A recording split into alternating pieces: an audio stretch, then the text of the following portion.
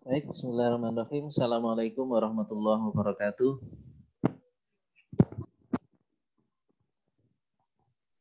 Waalaikumsalam warahmatullahi wabarakatuh. Suara saya bisa didengar? Bisa, Pak. Ya, baik.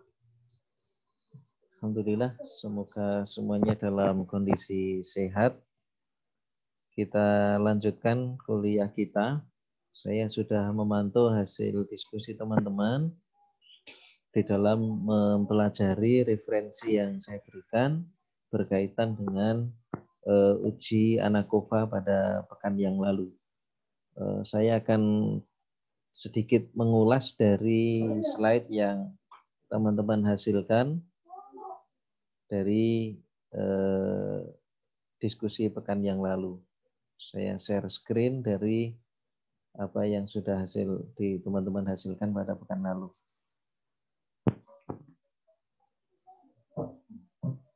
Terlihat belum ini layarnya? Terlihat, Pak. Baik. Saya minta dibentuk 8 kelompok seperti jumlah halaman yang ada di referensi itu. Jadi di kelompok 1 ini sebetulnya menekankan pada makna dari ANAKOVA, ya, penekanan dan penjelasan tentang ANAKOVA. Dan yang tidak kalah penting dari slide yang dihasilkan kelompok 1 ini adalah bahwa pemilihan analisis dengan menggunakan ANAKOVA itu sangat tergantung dari desain penelitian yang direncanakan sejak awal. Artinya ketika desain penelitiannya keliru, maka belum tentu analisis kovarian itu bisa berjalan gitu ya. Nah, sebagai contoh demikian. Di dalam kita melakukan desain penelitian dulu pada pertemuan-pertemuan yang lalu, mudah-mudahan sudah sempat dibahas ya tentang berbagai macam desain eksperimen. Ada kuasi eksperimen, ada pre-eksperimen atau pra-eksperimen, dan ada eksperimen sejati. Nah, salah satu desain penelitian yang memungkinkan untuk dilakukan analisis dengan menggunakan ANAKOVA itu misalnya melibatkan kegiatan pengukuran sebelum perlakuan diberikan, yang seringkali kita sebut sebagai pretest. Ya, jadi ada kegiatan pretest, kemudian pemberian perlakuan pada penelitian, kemudian setelah selesai perlakuan dilakukan pengukuran kembali. Nah, itulah desain yang menjembatani atau yang memungkinkan kita melakukan analisis dengan ANAKOVA. Nah, di situ kita melibatkan variabel-variabel tertentu yang kita teliti. Nah, variabel perlakuannya itu sering kita sebut sebagai variabel bebas, tetapi di situ kita juga menghadirkan variabel lain yang merupakan representasi dari faktor-faktor yang mempengaruhi variabel yang sedang kita teliti, tetapi tidak kita hadirkan di dalam penelitian. Ya, hanya representasinya kita hadirkan sebagai kovariat di dalam penelitian. Itu kurang lebih yang dihadirkan oleh kelompok 1 dari dari slide yang dihasilkan.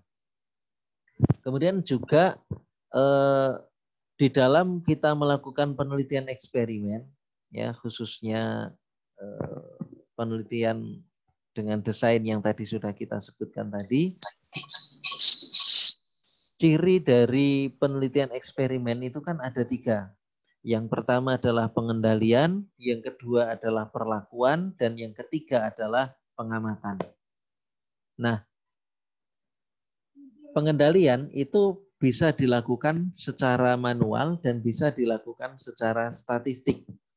Pengendalian secara manual itu akan terjadi ketika peneliti memiliki kemampuan untuk mengendalikan faktor-faktor lain selain yang sedang diteliti. Nah, jika itu tidak memungkinkan, maka kita bisa melakukan pengendalian secara statistik. Sebagai contoh misalnya, ketika kita ingin memberikan perlakuan pada tanaman, misalnya kita memberikan pupuk, ada pupuk A, pupuk B, pupuk C, dan seterusnya, maka faktor-faktor lain selain pupuk yang kita berikan itu semuanya kita pastikan sama. Artinya di situ kita mampu melakukan pengendalian secara manual. Tetapi dalam dunia pendidikan seringkali kita tidak bisa melakukan pengendalian secara penuh terhadap faktor-faktor lain selain yang sedang kita teliti itu. Ya, misalnya kita memberikan model pembelajaran A, B, C gitu ya. Maka selain model sebetulnya ada faktor lain yang mempengaruhi hasil dari penelitian. Misalnya kita sedang meneliti hasil belajar. Maka di situ ada faktor IQ, ada faktor motivasi, ada faktor lain dan seterusnya. Nah, di situ kita tidak mampu melakukan pengendalian secara manual. Di sini Anakova hadir untuk menjembatani kehadiran faktor lain yang sebetulnya juga turut berpengaruh dalam penelitian yang kemudian direpresentasikan dalam bentuk kovariat. Ya. Nah, itulah inti dari slide yang dihasilkan oleh kelompok 1. Kemudian kelompok 2 di situ menekankan kepada adanya pemahaman terhadap kovariat.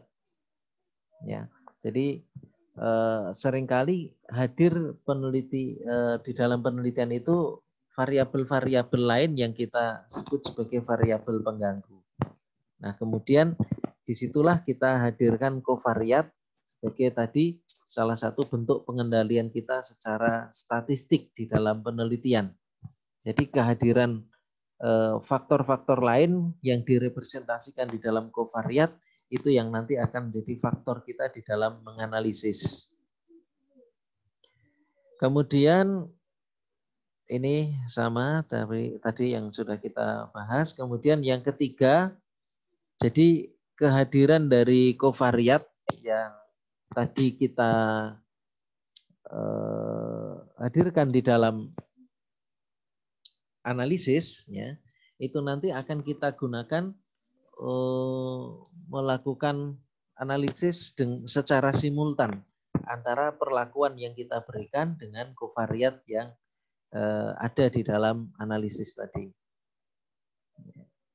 Saya kira itu. Kemudian,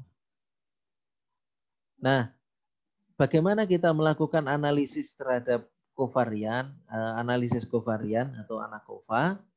Di situ kita bisa melihat bahwa dampak atau variabilitas atau varians yang bisa muncul di dalam penelitian itu adalah varians yang ada di dalam kelompok yang kita sebut sebagai error tadi.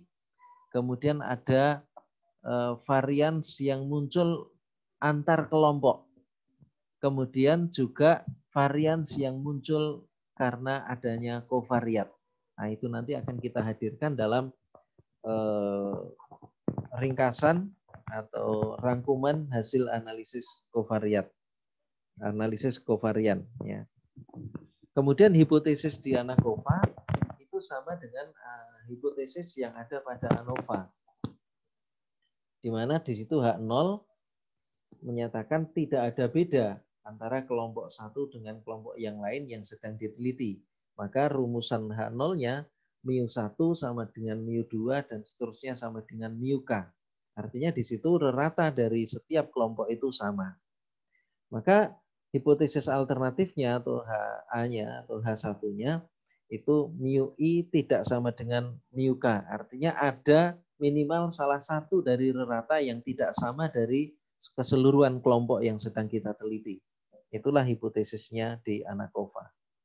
Tabel ringkasannya nanti kita lanjutkan lagi di kelompok ini, kelompok 5 ya. Dari mana sumber sumber variansnya?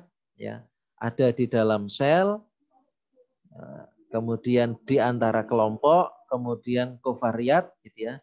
Bahkan nanti ada ringkasan Anakova yang di situ menghadirkan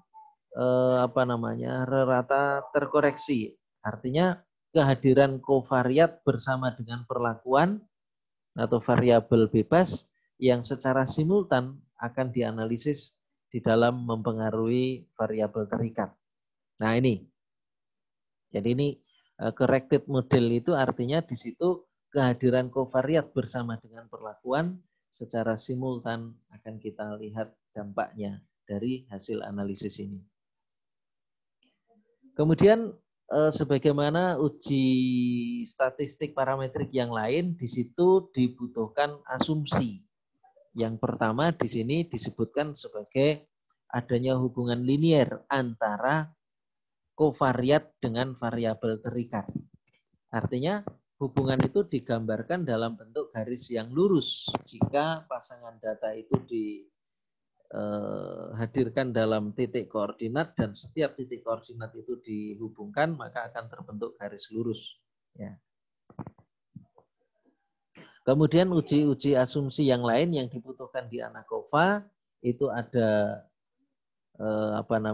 distribusi secara normal, kemudian pengambilan populasinya acak dan saling independen gitu ya. Itu adalah asumsi-asumsi yang harus dipenuhi di dalam kovariat atau analisis kovarian. Kemudian juga ada homogenitas, yaitu homogenitas varians di antara kelompok-kelompok yang ada. Kemudian interpretasi dari ANACOVA ini nanti akan kita hadirkan bersama dengan contoh kita di dalam melakukan analisis ya. Termasuk effect size-nya. Ya, effect size-nya. Ini ada R family, kemudian juga ada D family. Itu, nah teman-teman sekalian, itulah slide yang sudah dihasilkan oleh kelas ini bersama dengan 8 kelompok yang sudah berdiskusi dalam menghasilkan slide. Nah, pada materi-materi kita yang dahulu, kita sudah melakukan analisis varian atau ANAVA, dan juga pernah kita pelajari analisis regresi korelasi. Sekedar mengingatkan, di ANAVA itu tujuan kita melakukan analisis adalah mengungkapkan apakah ada beda atau tidak di dalam kelompok-kelompok yang sedang kita teliti itu. Ya, jadi ANAVA itu uji beda, sedangkan korelasi regresi itu adalah uji hubungan. Nah, dalam satu penelitian bisa jadi kita menganalisis hanya uji beda saja. Contohnya misalnya ketika kita memberikan perlakuan pada tanaman, memberikan pupuk A, pupuk B, pupuk C, gitu ya. Kemudian kita lihat dampaknya pada pertumbuhan, apakah pertumbuhannya berbeda atau tidak. Kalau itu terjadi perbedaan, maka perbedaan yang terjadi pada pertumbuhan itu semata-mata harapannya dari hasil analisis diakibatkan oleh adanya perlakuan yang diberikan. Tetapi pada kasus yang lain kita bisa meneliti apakah ada hubungan atau tidak, gitu ya. Jadi kalau tadi ada beda atau tidak, ada hubungan atau tidak, ini yang kedua, yang korelasi regresi yang pernah teman-teman lakukan juga. Nah, masing-masing berdiri terpisah. Maka ANACOVA ini sebetulnya adalah gabungan dari keduanya, yaitu dari ANAVA dan korelasi regresi, khususnya regresi linier. Ya. Jadi contoh misalnya ketika kita memberikan perlakuan pada kelas yang berbeda, ada kelas A, kelas B, kelas C. Ya. Kita berikan model A, model B, model C, gitu ya. Nah, ketika kita menganalisis dari hasil penelitian yang kita lakukan, kelas A, kelas B, kelas C tadi berbeda atau tidak? Itu dampak dari perlakuan yang kita berikan. Tetapi kita tidak bisa menafikan, tidak bisa mengabaikan bahwa sebetulnya bisa jadi antara kelas A, kelas B, kelas C sebelum kita berikan perlakuan itu memang sudah berbeda. Contoh misalnya ketika sekolah itu melakukan pengelompokan, yang nilainya bagus-bagus masuk di kelas A, yang sedang masuk di kelas B, yang paling bawah ada di kelas C misalnya. Maka sebetulnya sebelum diberikan perlakuan pun mereka sudah berbeda. Maka apakah dampak dari perlakuan yang kita berikan itu bisa diamati? Maka tidak ada cara yang pas yang bisa kita hadirkan di dalam melakukan analisis selain menggunakan ANACOVA. Karena di situ kita mempertimbangkan kondisi sebelum perlakuan dengan perlakuannya itu sendiri. Nah, baiklah. Sebelum teman-teman melakukan latihan analisis, maka kita berlatih dulu simulasi menyelesaikan permasalahan ANACOVA dengan berlatih analisis ya.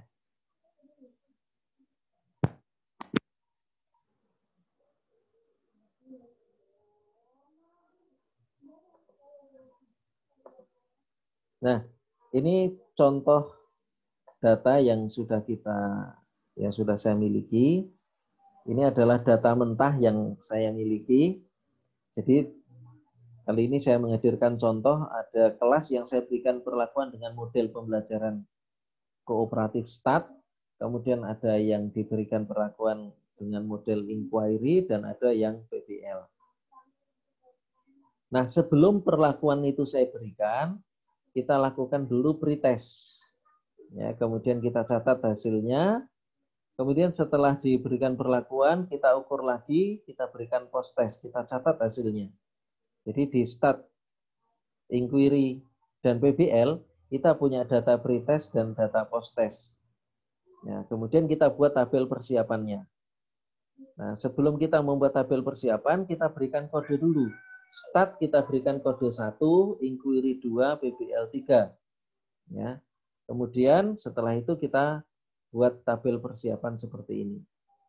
Jadi ini modelnya yang pertama STAT dulu 1 sampai 30. Tadi datanya kita kopas. Ya, ada data pretest dan data post test. Ini view, kemudian ini split saja supaya kelihatan. Nah, ini kita hadirkan, kita kopas ya. Tidak kelihatan ya. Jadi ini data mentahnya, ini kita kopas dari ulangan pertama pasangan 55 dan 67 sampai pasangan 62,5 dan 65. Ini 55 dan 67 dan terakhir 62,5 dan 65. Berikutnya yang inquiry itu pasangan pretest dan potestnya kita copy juga. Ya, kemudian kita berikan kode 2 dan seterusnya sampai dengan yang PBL pasangan data 65 dan 76. Ini 65 dan 76 sampai pasangan 7380. 7380. Nah, begitu. Nah, teman-teman, sebelum kita melakukan analisis dengan ANACOVA, kita perlu melakukan uji prasyarat ya. Sekalipun ada beberapa tahapan yang merupakan uji prasyarat itu dilakukan bersamaan dengan uji hipotesis. Baik, kita masukkan di SPSS, yaitu yang biasa kita gunakan untuk analisis data itu. Tunggu sebentar.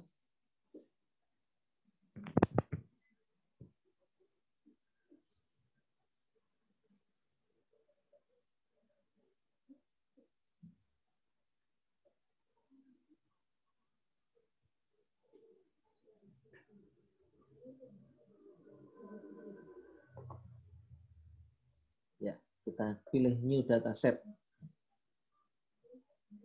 Oke.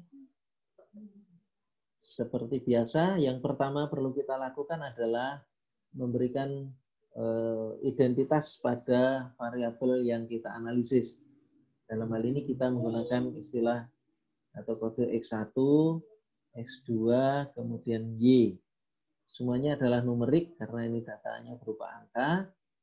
Kemudian X1-nya itu adalah model atau model pembelajaran. Kemudian X2-nya itu adalah pretest. Kemudian Y-nya adalah post test. Ya. Kemudian yang kita perlu berikan values itu adalah pada data yang nominal. Dalam hal ini adalah model pembelajaran. Ya, kita berikan nilai 1 itu untuk start,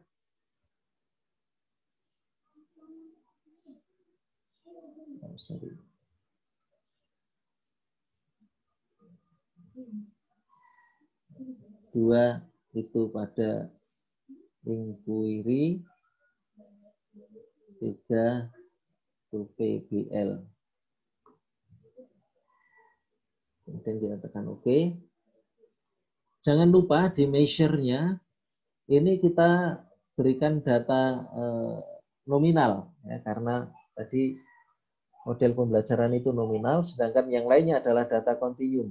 Ya, maka kita pilih skill ya, bisa rasio, bisa interval ya, bisa interval, bisa rasio.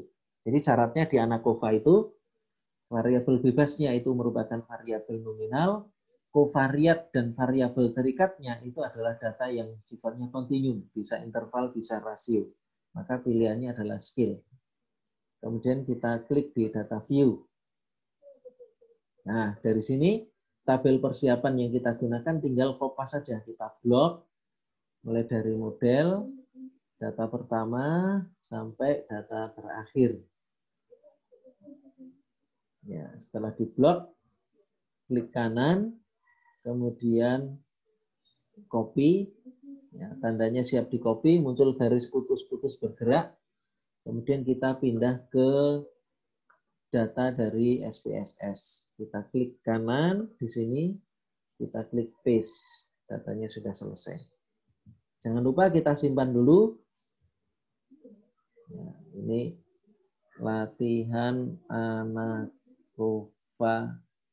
B 2020 misalnya.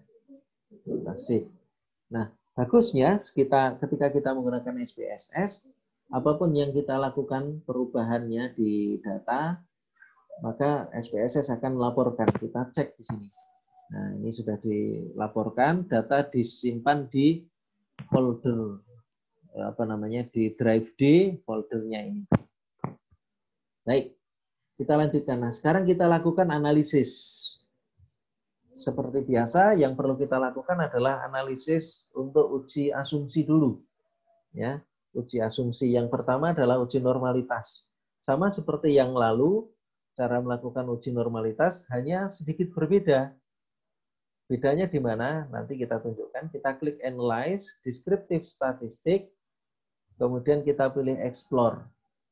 Nah, ini teman-teman, yang perlu kita uji normalitasnya bukan hanya variabel terikatnya saja, tetapi pada kovariat juga perlu kita uji normalitas. Maka di sini yang masuk di dalam dependent list adalah pre-test dan post-test, X2 dan Y. Nah, di situ itu nanti yang akan kita uji normalitas, ya, baik pada kelompok start, inquiry maupun PBL. Kemudian model pembelajarannya itu kita masukkan di faktor list. Ya, jadi di situ dua-duanya yang kita analisis normalitas. Selama ini kan kita menguji normalitas hanya satu. Nah, sekarang kita dua variabel sekaligus kita lakukan uji normalitas. Statistiknya, deskriptifnya kita klik aja, continue, dan yang penting adalah di sini plot. Ya, ini kita pilih none. Deskriptif statistik ini kita hilangkan saja, atau kalau pengen melihat visualisasinya ya boleh saja ini dicentang histogram atau stem and diff ya, seperti yang pernah kita lakukan sebelumnya. Langsung saja di sini yang penting adalah normality plot with test, kemudian kita klik continue. Kemudian optionnya kita klik aja continue, kemudian kita klik OK. Kita lihat hasilnya. Ya, SPSS akan selalu melaporkan apapun yang kita lakukan. Nah, sudah selesai. Ini data yang diproses 100%, tidak ada yang hilang, 0% yang hilang, maka total 100%. Ini deskripsinya mulai dari min sampai dengan kurtosis, baik pada pretest maupun posttest. Nah, yang penting ini teman-teman, test of normality-nya. Nah, ini test of normality. Nah, pretest dan posttest ketiga kelompok itu sudah dilakukan analisis. Dan hasilnya baik Kolmogorov, Smirnov maupun Safirovic semuanya sudah di atas 0,05. Artinya semuanya normal. Data bisa kita gunakan atau kita lanjutkan pada analisis berikutnya, yaitu uji hipotesis. Nah, itu untuk uji asumsi yang pertama. Kemudian yang kedua ada homogenitas dan linearitas. Homogenitas dan linearitas. Homogenitasnya itu kita lakukan pada variabel terikat di antara tiga kelompok tadi. Kemudian linearitasnya itu antara kovariat dengan variabel terikat. Nah, caranya bagaimana? Langsung saja untuk uji asumsi itu bersama-sama dengan uji hipotesis. Jadi tidak perlu dilakukan lebih dulu baru kemudian uji hipotesisnya. Tetapi bisa kita lakukan secara bersamaan. Kita klik analyze, kita pilih general linear model, kita pilih univariate. Nah, dependent list-nya kita masukkan yang Y, kemudian fix faktornya kita masukkan model pembelajaran, kemudian pretestnya kita masukkan sebagai kovariat. Ya, jangan lupa ya. Jadi selama ini kita belum pernah memasukkan kovariat. Model kita klik saja continue. Nanti di sini sebetulnya ada sum of square itu ada tipe 1, tipe 3. Ya, nanti ada penjelasan mudah-mudahan di lain kesempatan ya. Kita pilih saja yang tipe 3. Kemudian kontras ya, kita masukkan saja, langsung klik continue. Kemudian plots X1 kita masukkan di horizontal axis, kemudian kita add, kemudian kita klik continue. Kemudian yang penting ini juga EM min, ini X1 kita masukkan untuk display means for. Jangan lupa kita klik compare mean effects. Ini maksudnya adalah untuk menghadirkan analisis uji lanjut dengan pairwise comparison. Ya. Kita gunakan yang LSD atau least significant difference. Kita klik continue. Kemudian save-nya kita klik. Sini kita pilih unstandardized. Ya, kemudian kita klik continue. Kemudian option-nya kita klik. Jangan lupa ini untuk uji asumsi yang penting adalah homogeneity test. Ini kita klik. Kemudian deskriptifnya juga kita klik. Ya. Kemudian kita klik continue. Ya, kemudian kita klik OK. Ya, sudah selesai. Ya, baik start inquiry maupun PBL datanya sama. Ketiganya adalah 30 ulangan, gitu ya.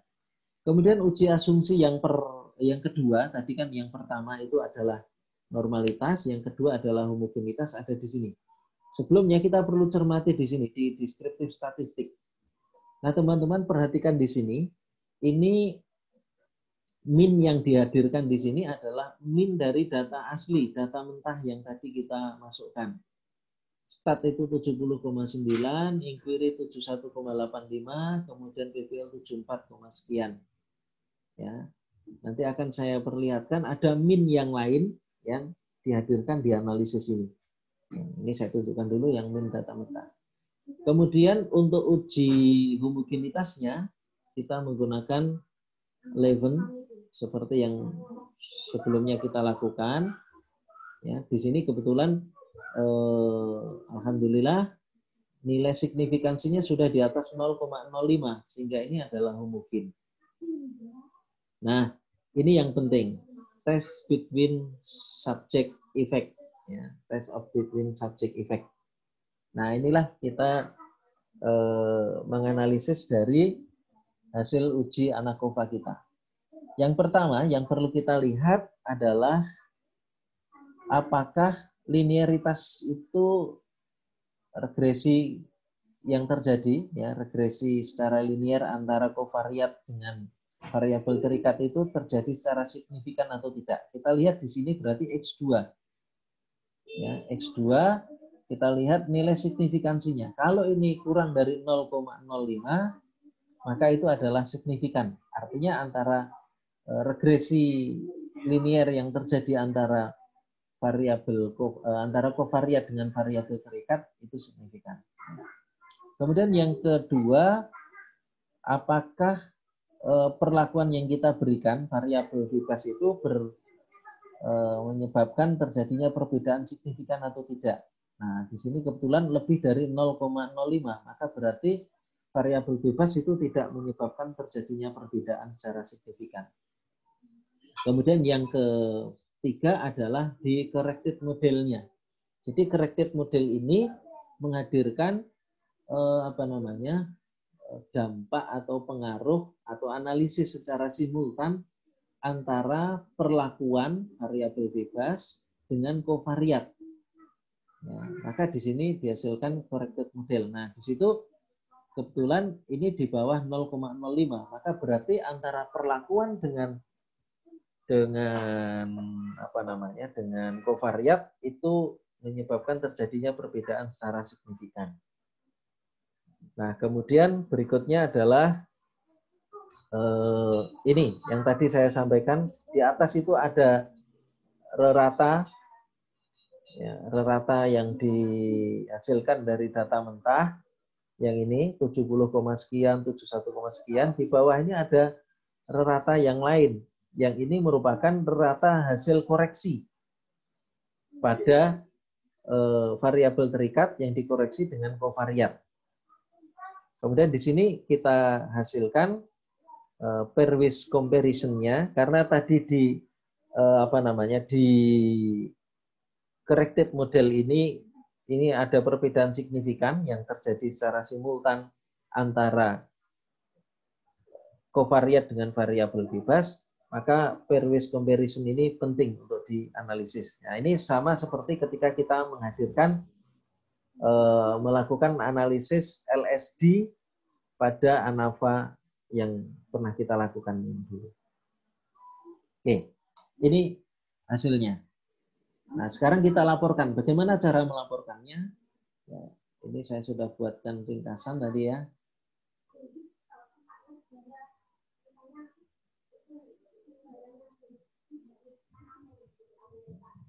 Kita buka dulu. Ini masih kelihatan ya teman-teman ya? Terlihat, Pak. Ya, oke. Jadi cara melaporkan baik besok kalau pada saat penelitian skripsi atau penelitian yang lain, ya, kita laporkan dulu dari uji prasyaratnya atau uji asumsi. Ya, tadi tinggal kita kopas saja dari sini, dari outputnya. Jangan lupa ini kita simpan dulu ya. Ini output ANAKOVA di 2020. Kita simpan. Ya. Kita mulai dari uji normalitasnya yang pertama tadi. Nah, ini kita kopas, kemudian kita laporkan di Word. Ya. Kita hadirkan tabelnya. Teman-teman bisa memilih salah satu saja, Kolmogorov-Smirnov atau Safirovic. Ya, karena ini kebetulan dua-duanya normal. Ini saya coba laporkan misalnya dengan Safirovicnya saja. Jadi setelah ini kita kopas, tabelnya nanti bisa diperbaiki sesuai dengan aturan tata tulis yang ada, dilaporkan. Berdasarkan hasil uji normalitas pada pretest dan posttest, ini pretest, ini posttest, dengan Safirovic, ya, semua sampel diperoleh nilai signifikansi P lebih dari 0,05. Ini lebih dari 0,05. Sehingga sampel dinyatakan berdistribusi normal. Nah, itu cara melaporkan. Kemudian yang kedua, masih uji asumsi juga atau uji prasyarat adalah uji homogenitas. Sama seperti tadi, tinggal kopas saja. Ini tabel yang dihadirkan. Berdasarkan hasil uji homogenitas dengan Levens, diperoleh nilai signifikansi P lebih dari 0,05. Ini. Sehingga varian post-test pada semua kelompok dinyatakan homogen. Ya. Kemudian yang ketiga, linearitasnya. Linearitas sekaligus nanti kita bisa lanjutkan pada hasil uji hipotesisnya. Ya. Nah, linearitasnya dari test of between subject effect tadi ya. Nah, di sini kita laporkan mulai dari analisis pretest sebagai covariat, berarti X2, dengan mengabaikan pengaruh model pembelajaran terhadap post-test, diperoleh angka signifikansi P sama dengan 0,00 ini. Oleh karena P 0,000 kurang dari alfa 0,05, maka H0 ditolak. Ya, H0 ditolak. Oke, ini saya view split saja supaya tidak bergerak datanya. Dengan demikian, pada tingkat kepercayaan 95% dapat dinyatakan ada korelasi linier antara pretest atau covariat dengan post-test. Jadi ini korelasinya linier, ya, korelasinya linier karena nilai signifikansinya di bawah 0,05. Kemudian yang berikutnya kita baca yang ini X1, ya, X1 ini. Selanjutnya dilakukan pengujian pengaruh model pembelajaran, berarti X1, dengan menghilangkan pengaruh pretest, berarti tidak memperhatikan pretestnya atau covariatnya terhadap post-test. Di situ menunjukkan bahwa nilai signifikansi pengaruh variabel model terhadap post-test adalah 0,059. Berarti 0,059 itu ini lebih ya, mohon maaf. Ini lebih dari 0,05, maka H0 diterima. Dengan demikian dapat disimpulkan bahwa pada taraf kepercayaan 90% tidak ada perbedaan post-test hasil belajar antara STAD, inquiry, dan PBL. Karena ini lebih dari 0,05. Nah, berikutnya yang penting ini, nilai signifikansi dari model terkoreksi, corrected model ini. Di situ diperoleh nilai P 0,000, ini sebetulnya 0,0001 mungkin ya. Oleh karena nilainya kurang dari 0,05, maka dapat disimpulkan bahwa secara simultan antara covariat, pretest, dan penggunaan model pembelajaran berpengaruh terhadap pretest hasil belajar, sehingga terdapat perbedaan hasil belajar antara STAD, inquiry, dan PBL. Jadi di sini secara simultan, yaitu perlakuan X1 dengan covariat X2. Itu ternyata menyebabkan terjadinya perbedaan pada post-test. Nah, karena di sini ada perbedaan, maka ini sebaiknya dilanjutkan dengan analisis uji lanjut yang tadi menggunakan post hoc tadi.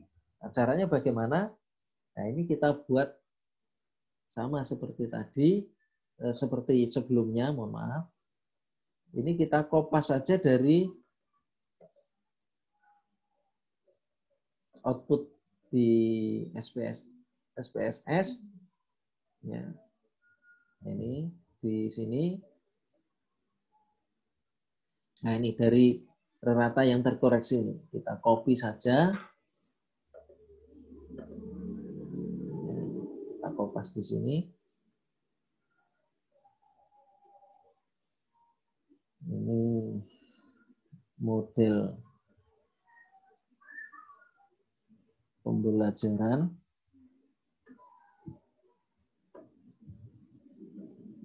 Kemudian ini rata terkoreksi.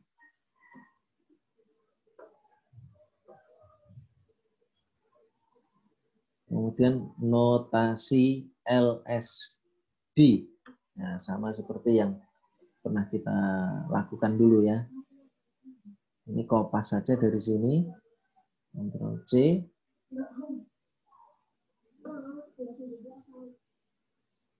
Nah, ini kita hapus saja. Ini sudah tidak kita gunakan. Kita del. Nah, ini kebetulan sudah diurutkan mulai dari yang paling rendah sampai ke yang paling tinggi. Nah, caranya kita baca, kita kecilkan dulu ya ininya. Kita minimize. Kemudian kita lihat dari output di statistik SPSS-nya.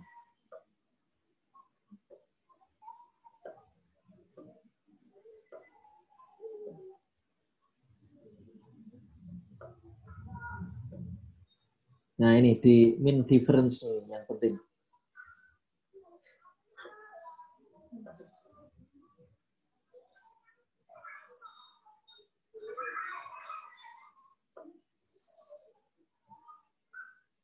Sama seperti yang dulu pernah kita lakukan. Dimulai dari yang paling rendah. STAD dengan inquiry. STAD dengan inquiry. Jadi yang paling rendah ini kita berikan notasi dulu. A misalnya. Kita berikan notasi A. Ya. Nah, kemudian STAD dengan inquiry ada beda tidak? Nah, ternyata ini tidak ada tanda bintangnya. Bisa dicek lagi dari nilai signifikansi yang lebih dari 0,05. Berarti antara STAD dengan inquiry tidak berbeda. Berarti inquiry punya notasi yang sama dengan STAD. Ya, gitu. Kemudian berikutnya STAD dengan PBL. STAD dengan PBL. Nah, kita lihat di sini. Oh, ternyata ada tanda bintangnya. Nah, kalau ada tanda bintangnya berarti ini berbeda signifikan. Kita bisa cross check dari nilai signifikansinya pasti di bawah 0,05. Kalau berbeda secara signifikan berarti harus punya notasi yang berbeda. Harus punya notasi yang berbeda. Kalau di STAD notasinya adalah A, maka ini pasti notasinya bukan A, tapi B. Nah, setelah begitu kita bandingkan antara inquiry dengan PBL. Kalau STAD dengan PBL jelas dia punya notasi B. Sekarang inquiry dengan PBL. Inquiry dengan PBL. Nah, kita lihat ternyata tidak ada tanda bintangnya. Kita cross check lagi dari nilai signifikansinya. Betul, ini lebih dari 0,05. Berarti antara inquiry dan PBL itu harusnya sama. Padahal di sini sudah punya notasi A yang inquiry. PBL punya notasi B. Berarti harus ada yang menyamakan antara inquiry dengan PBL. Maka ini kita beri saja notasi B. Nah, gitu. Apa maknanya? Bahwa STAD dengan inquiry itu tidak berbeda. Tapi STAD dengan PBL berbeda. Karena notasinya berbeda. 1A, 1B. Nah, inquiry dengan PBL itu tidak berbeda karena punya sama-sama notasi B. Nah, begitu cara melaporkannya. Nah, itu hasil uji lanjut dengan menggunakan ANACOVA. Hampir sama seperti yang ada di ANOVA. Paham ya teman-teman? Saya kira itu dulu. Ada yang mau didiskusikan? Silakan. Izin bertanya, Pak. Ya, silakan Mbak Diah. Kalau ANACOVA berarti itu harus ada perlakuan dulu ya, Pak. Jadi sebelum perlakuan ada diukur, lalu setelah perlakuan diukur lagi begitu, Pak. Nah, sebelum perlakuan diukur, kemudian diberikan perlakuan, baru kemudian diukur lagi. Kalau yang dihadirkan sebagai kovariat itu adalah pretest. Karena bisa jadi yang dihadirkan sebagai kovariat itu bukan pretest, ya, variabel yang lain. Gitu. Pak. Ya, Pak. Makasih, Pak. Oke. Ada lagi yang lain? Silahkan. Jangan lupa presensi di OCW ya. Ya, Pak. Sudah, Pak. Ada yang mau didiskusikan lagi, teman-teman? Nah, nanti yang hasil uji lanjutnya juga dilaporkan di sini ya, di di Word-nya ya. Hasil uji lanjut LSD. Kita kopas saja dari sini.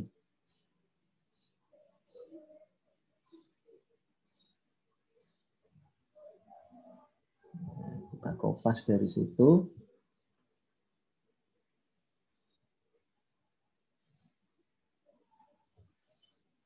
Oh, ini.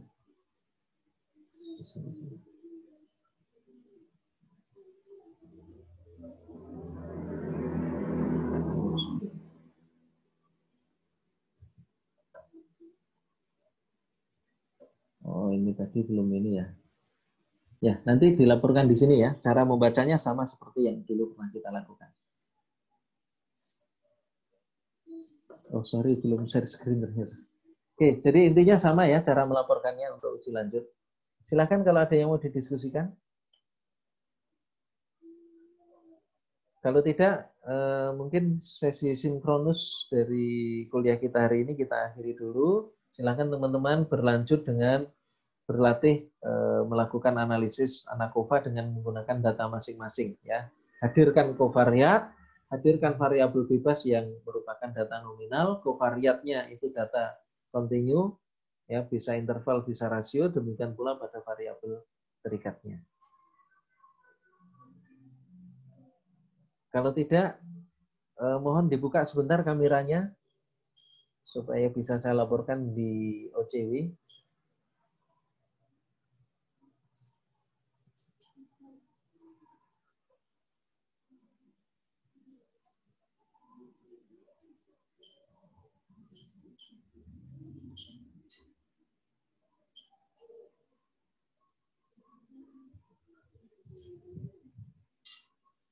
Ya, masih ada beberapa. Mbak Diah Naning, Nabila, Musfinda, Indah, Hasna, Hanifah, Naila, Eka Febrianti. Sebentar saja supaya yang lainnya tidak terlalu lama menunggu.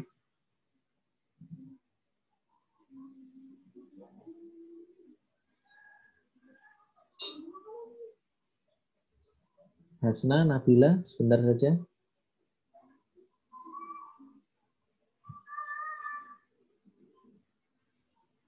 Oke, 1, 2, 3.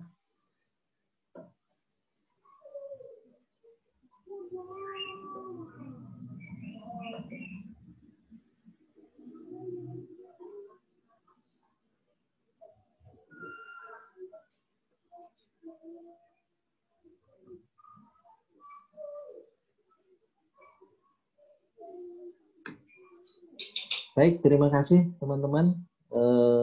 Silakan berlatih dengan menggunakan data masing-masing. Kemudian dilaporkan di Sepada, saya tunggu di Sepada ya. Jadi setelah ini teman-teman bukan mengerjakan yang lain, tapi berlanjut dengan berlatih dengan menggunakan data masing-masing untuk berlatih ANACOVA. Ini Zoom saya tutup. Ya, Zoom saya tutup supaya. Silakan, ada yang mau ditanyakan, Mbak? Ya, Pak, mohon maaf, izin bertanya, itu tadi berarti datanya imajiner begitu ya, Pak? Data yang dulu dimanfaatkan.